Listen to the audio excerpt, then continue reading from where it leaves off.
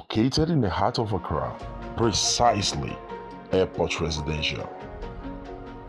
World-class gym, luxurious environments, serene atmosphere, executive suites,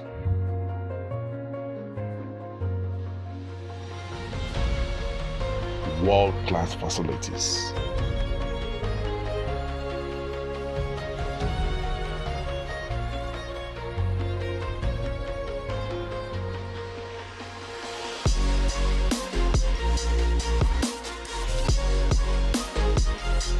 Spacious conference room for corporate meetings.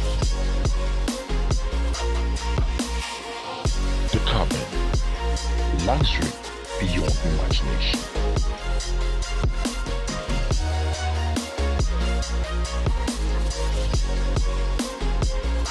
With the goal of trying to advance the discussions rapidly. So that's for the timeline on the external debt restructuring. I believe you also asked in a way about the timeline of the first review. So the first review of the program will be based on an assessment of the quantitative objectives under the program as of end June. And it will take a few months after that to make this assessment with the goal of bringing the review to the board in November. So that's the timeline for the first review of the program. Minister, would you like to add something on? Yes, Maxwell, thank you very much for the question. As Stefan has mentioned, there's a $600 million release. I'm sure I'll be working with him to see whether we can get it by tomorrow.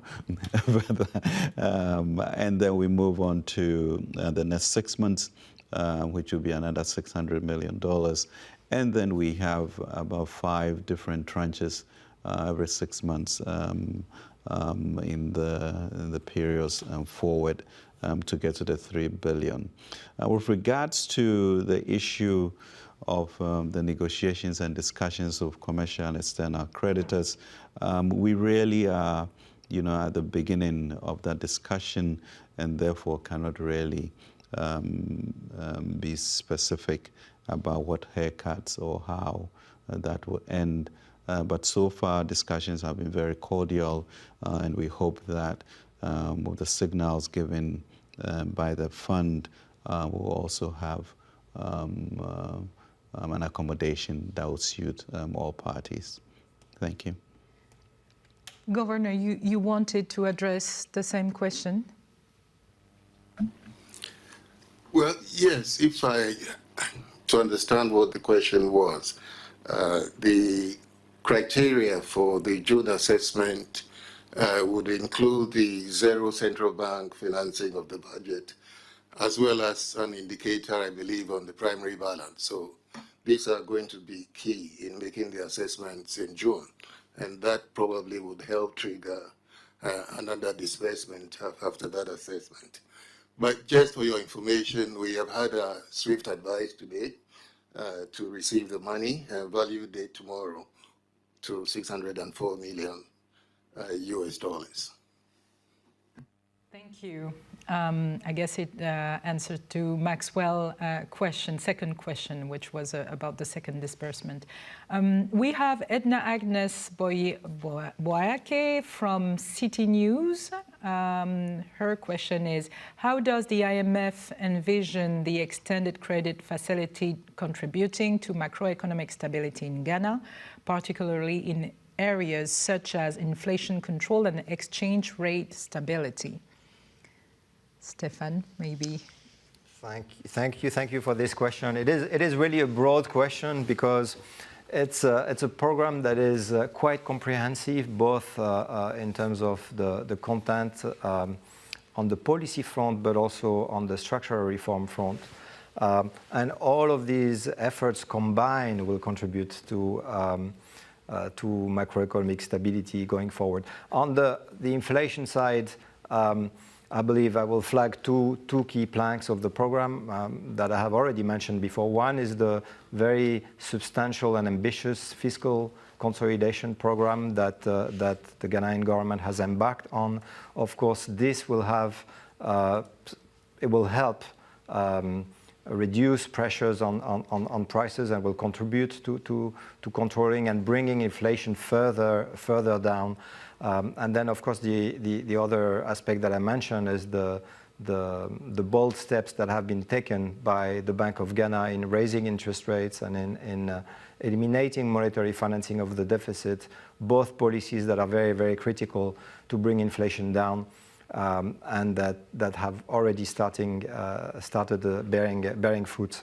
On the reserve side, again, many aspects will contribute to increasing the reserves. Of course, the policies that I just talked about will help improve the external position in Ghana. It will help contribute to tame the growth of imports. It will help make the economy more competitive and bring exports higher. All of that will contribute to a more favorable external position, which in itself will lead to higher reserves. And of course, there is the impact of the program on the financing side, financing from the IMF, but also the financing that will help, that will be catalyzed through the IMF program from other partners that will all contribute to bolstering the international reserve position in Ghana. Minister, would you like to address the City News question too? No, I suspect maybe Governor, inflation and exchange control would be a great place for Governor to chime in on this one. Governor, the floor is yours. Yes, thank you very much, Minister. I think that Stefan hit the nail on the point. The issue is about resilience, and this is really what I tried to explain in my earlier intervention, that as at the end of 2021, inflation was at 12.6, and within a year it rose to 54.6 because we had a major challenge with access to financing, especially.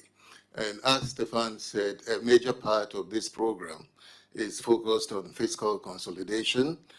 As you're aware, there are new revenue measures which should enhance revenue flows to the budget and therefore reduce the demand for financing. You've also had the implementation of the debt exchange program. So the foreign exchange outflows that are associated with debt service should reduce. And then the catalytic impact of the IMF flows, which would also help attract other foreign inflows, both direct and bilateral support. And all of that should help, in a sense, not only bring inflation down, but also help with exchange rate stability. Thank you, Governor. So now we have a question from Francis Toh from Ghana News Agency. Francis, are you with us? Francis, who is in Accra. Yeah, I'd muted myself, sorry. Good afternoon. Hello, good afternoon. I guess you can hear me. Yes, we can hear you. Please go ahead with your question. Great. So we've seen the government introducing various revenue measures. Since the economic hardship began, there have been various calls for some expenditure rationalization with a major call on the government to reduce the size of its current government. I would like to know from the fund, would the reduction of the number of will the reduction in the size of government have any impact on the current program that the government is seeking for? And I also want to find out from the finance minister. Already we've seen some banks recording losses.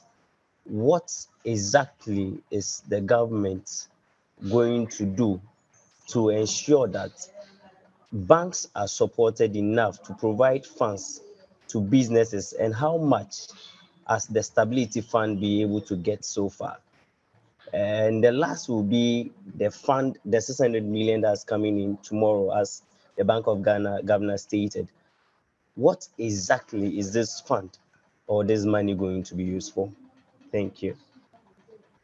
Thank you. Francis Nto from the Ghana Broadcast News Agency, who would like to address his several questions. He has several ones. Stefan. I can take a crack at it, and thank you, Francis. I am not sure I understood fully the first question, but I heard you talking about revenue measures and also reducing the size of the government. And so I think what I'll say on that is that indeed the program is quite ambitious in terms of putting the government finances on the sound footing going forward and ensuring sustainability on that front. And there are really two key components to this. One is the one that you were referring to these revenue measures.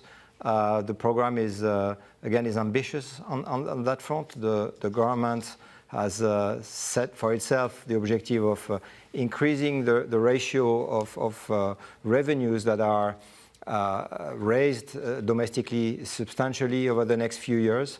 And this is very important, of course, to contribute to the reduction in the size of the deficit.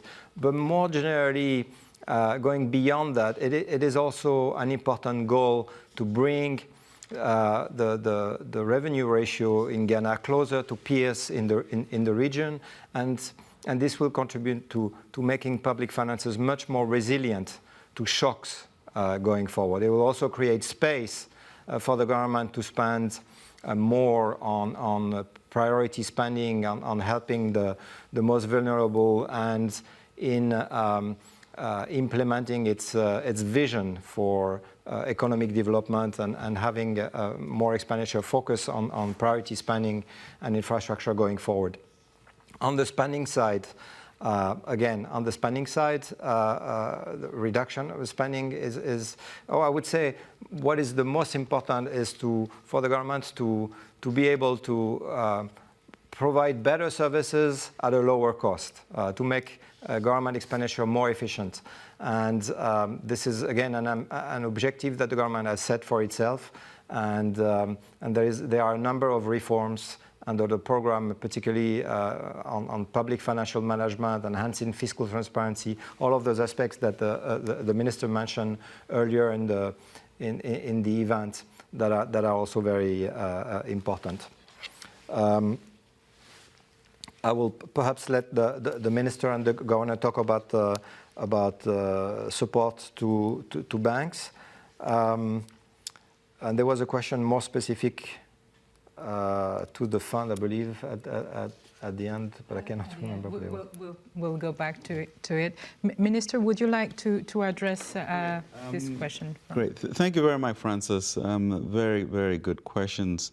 With regards to the banks, yes, we went through the DDEP program, and we have all seen the effect on the banking sector, and therefore the structure of the Ghana Financial Stability Fund, which we intend to fund with up to $1.5 billion, $250 million from the World Bank, and government to contribute $500 million as we still speak to our development partners for them to participate in that.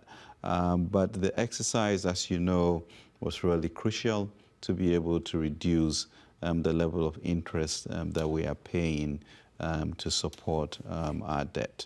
So yes, the World Bank should hopefully in the third quarter be able to bring that initial support going forward.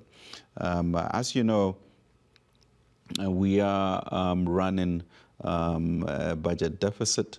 We are also agreeing for zero financing for that. So to continue to support the programs that we have is where the $600 million will be deployed. I think going forward, the issue of efficiency of government and efficiency of services to the people are going to be key, and therefore finding ways of ensuring that we're efficient in our deployment that we have. So that's going to be key. I think for all of us in Ghana to really internalize that there's a new era with regards to our own behavior, re-engineering, and the type of imports that we have, moving towards food security, so the importation of rice and poultry and tomatoes, etc., are brought down, and we produce those ourselves.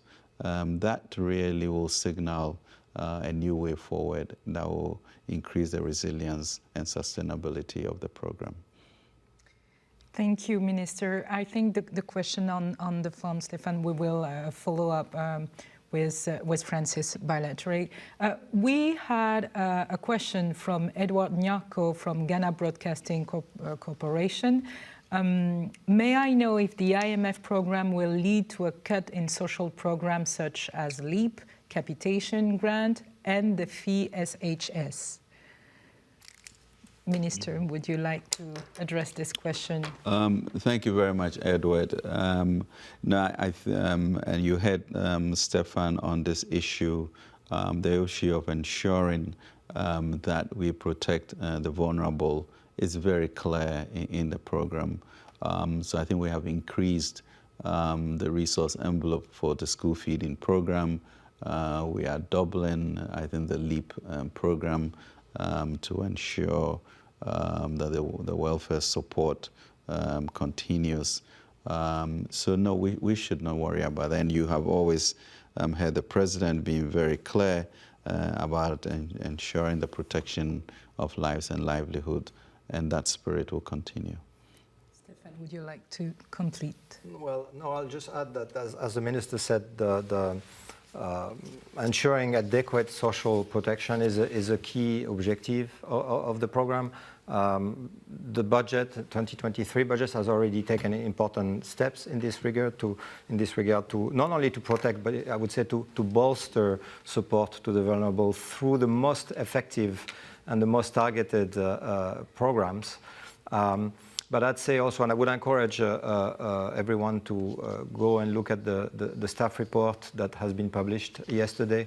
It includes a lot of analysis and descriptions of how the program will go about monitoring these aspects and ensuring that in the face of what could be difficult policies to implement on the fiscal consolidation front, these are implemented in a way that is the least disruptive as possible, and by not only protecting but increasing the coverage of the effective social programs.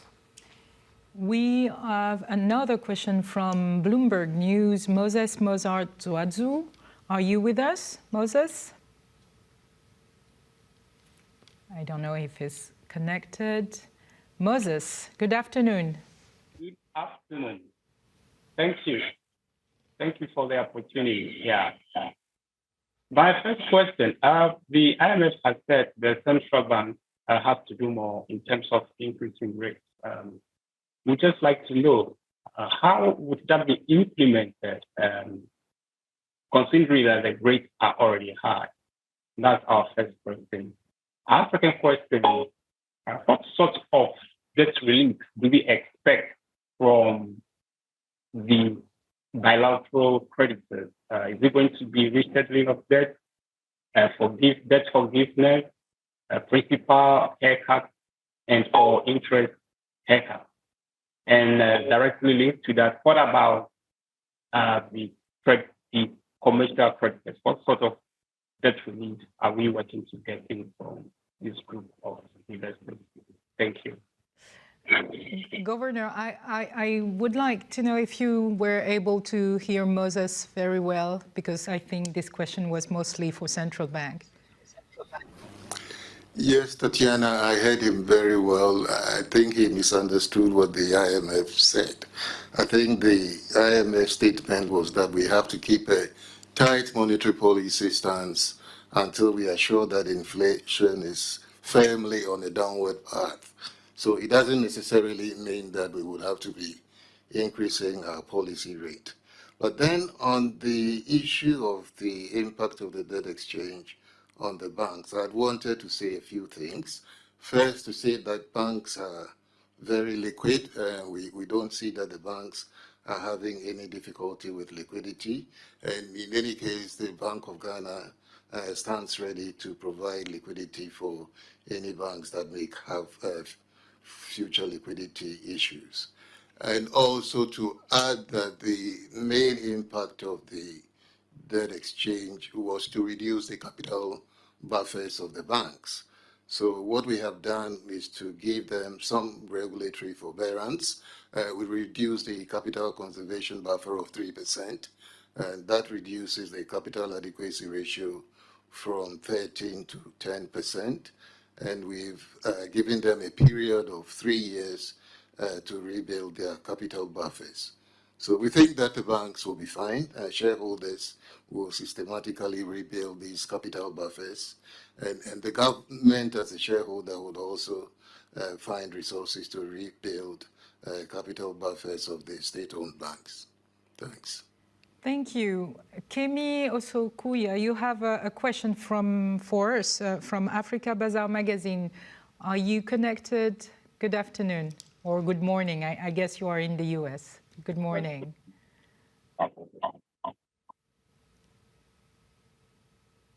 Good morning. Can you hear me? Yes, we can hear you.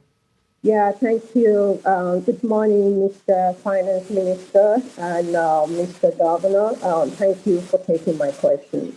I wanted to find out that, given what is going on, the US dollar is not known as the global currency. And I was wondering if you have any concern regarding the inflation in the US and also the Federal Reserve recent interest rate rise, how that will impact your new agenda to strengthen buffer and also attract foreign investment to Ghana. Kemi, I'm really sorry. We can't hear you very well. I guess we will have to take your question in a few minutes. Before going back to your question, we'll go with Joy FM, George Wafie. George, are you with us? George? You're muted, I think, George. Can you... Yes. Can you hear me? Thank you. Now we can hear you. Yeah. Good afternoon. Tatiana, some quick questions here. Some people are worried about the time taken to approve Ghana's program and the fear and the concern that the process was rushed. Could it expose the program to any shocks going forward? And that's the clarity I want to get as well. And also to the mission chief. In terms of the conditionalities, if Ghana should breach meeting of any of the critical benchmarks, would that affect fresh disbursement to the country as well? In terms of even if it's one of them, would that impact on getting additional funding from the IMF? And also the final one to the minister as well. In terms of discussions, the World Bank is coming on board with some support. What about the other donor partners as well? What is their commitment to this program in terms of the financing assurance? Thank you, George. Minister or Stefan? Minister, I see that you're looking at Stefan, so... No, I could. I mean, George, thank you very much. And really, I think Kemi's issue was more of an issue of contagion effect. As U.S. rates go up, how does it trickle into our economy? That generally, affects all of us once rates go up. The weaknesses in the banking system also affects credit to Africa, to Ghana, etc. So those are all things that then becomes a responsibility of Ghana or other African countries to reduce imports and become more sustainable in the way in which we stop importing some $70 billion worth of food onto the continent. If we change that equation, we'll be able to shield ourselves better. George, 3 questions on the issue of being apprehensive about how countries such as Zambia, Chad, and Ethiopia have not been able to go through bringing much distress to the economies, and the way in which Ghana has been able to work assiduously with the fund and the partners to have this landmark decision yesterday really should be considered an achievement instead of, saying that it has been rushed. The program, as Stefan said, is rich and solid, and I really would encourage you to read the documents for you to know that. I think when we are able to do good work, we should be courageous enough to enjoy and savor the achievement and not turn it into a negative. And with regards to the benchmarks are clear. It is up to us in the same vein in which we were able to achieve the agreement yesterday and approval yesterday, and that we also work hard to make sure that the benchmarks are met as we go forward. On the issue of the Financial Stability Fund, yes, the World Bank has committed. We are still in negotiations with other development partners to see their role in that. And we are confident that the manner in which we all have managed the process so far will also make some major breakthroughs going forward. So thank you. Stefan. George, on your three, good afternoon, first of all, but on your 3 points, I will also respond to you in a very, very positive and very optimistic manner. I think today is, we have a lot of reason to be happy and to celebrate with the program approval. I will just remind you that it took a few months to achieve an agreement and to reach the staff level agreement. This was already very, very good news, but I think today having the program approval in just a few months after the staff level agreement, this is also something that is extremely positive. Positive for Ghana, but I believe positive for the countries that may have to come and seek that relief under the common framework going forward.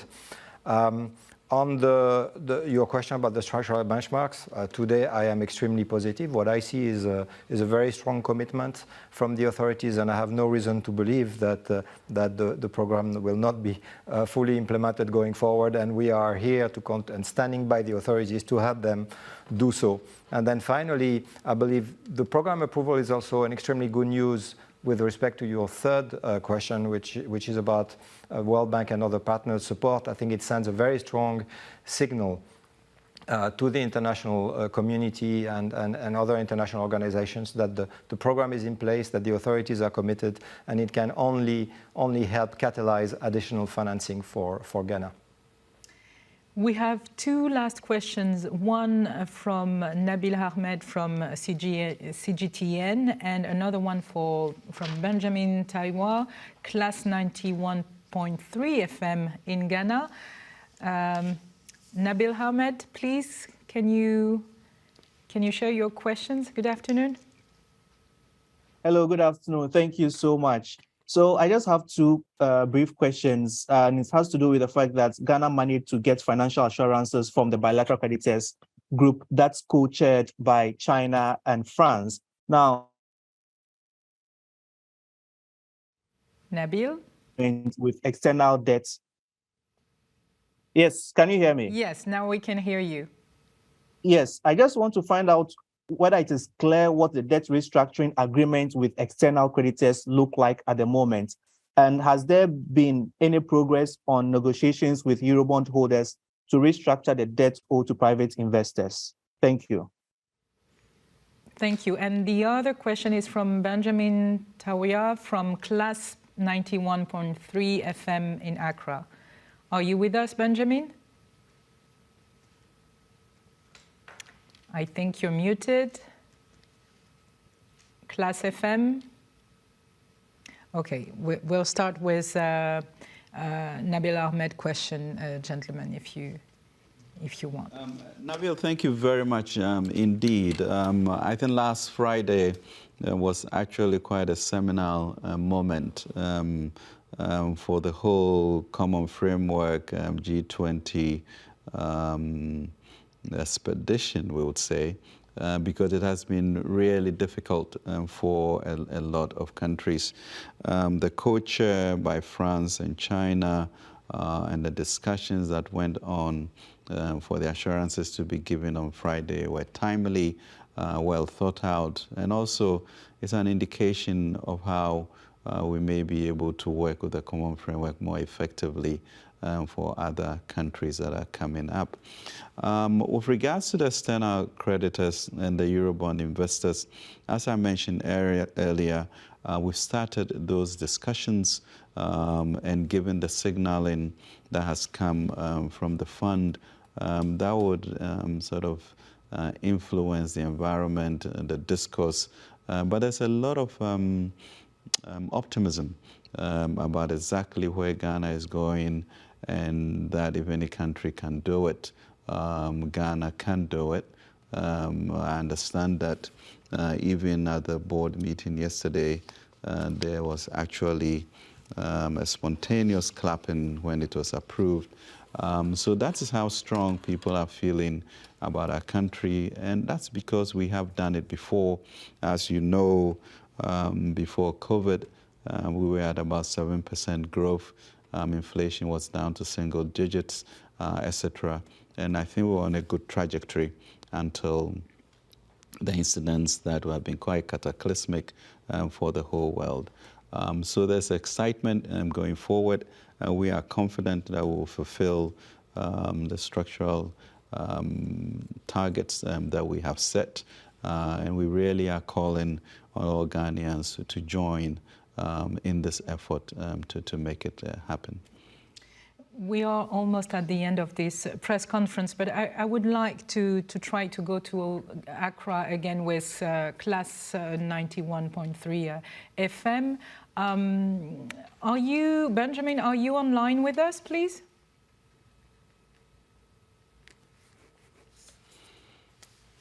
Benjamin, can you hear us?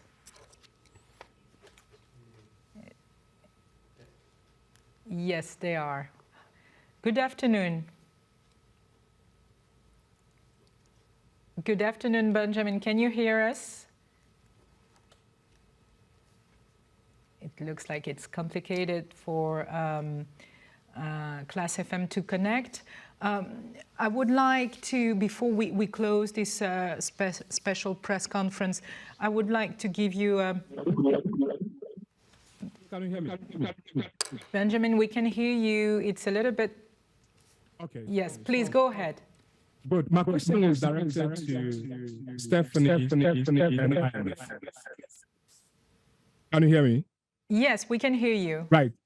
My question is directed to Stephanie and IMF. And the first, I want to find out, considering Ghana's history of overborrowing and government's reckless expenditure, coupled with a lot of figures that the IMF will mention, that the IMF will contradict figures, how confident is the IMF in Ghana's ability to improve the necessary reforms to address the root cause of its debt crisis and to achieve a long-term economic stability? With what specific conditions and measures has the IMF set forth as part of the bailout package, and how would that impact on Ghana's economy, particularly in terms of social welfare and government spending? That is my first question. My second question has to do with what mechanisms or safeguards are in place to prevent the reoccurrence of the unsustainable debt levels in the near future, given the volatility of global market and the potential for external shocks. What contingency plans or support will the IMF provide to Ghana to help mitigate risk and ensure the sustainability of its economic recovery efforts? Thank you very much, Benjamin. Stephanie will address these last questions. Benjamin, thank you for your questions. I will tackle all of them at once because they are very much related in a way. I think you're asking what makes us at the IMF confident, and what makes us confident at the current juncture is the strength of the program that the government and the authorities in general have put together, and that the IMF is going to support. And the strength of the program is true on two fronts. First, on the policies that will be implemented in the program. I talked about the revenue side, the expenditure side before. These policies are very sound policies, and we have mechanisms to monitor the implementation of the program going forward, and that makes us all quite confident about how policies are going to be conducted over the next few years. But I would say also, and repeat again, that the program is very rich on the structural side. And what that means is that the government is very committed to implement reforms that will help improve policy frameworks going forward, making sure that these improvements that we are going to see and that we are seeing already today are embedded in frameworks that are lasting and that will continue to last well past the end of this program. So on both counts, very confident and optimistic. Thank you very much. It's already the end of this press conference. I know that you were a lot to be connected and to have many questions. Just a reminder that the presser will be rebroadcasted in its entirety on the imf.org, and we will alert all the media as soon as ready. I would like to thank Minister Ofori-Atta, Governor Addison, who was remotely in Accra, and you, Stéphane Rodet, the mission chief, for being with us. I'm pretty sure that the next mission will be a success too in June. Stéphane, is that right? Yes, of course. Very, very, very optimistic. Thank you very much. Thank you, Minister. Thank you, Governor, for being with us. And thank you, all the media, for being connected today.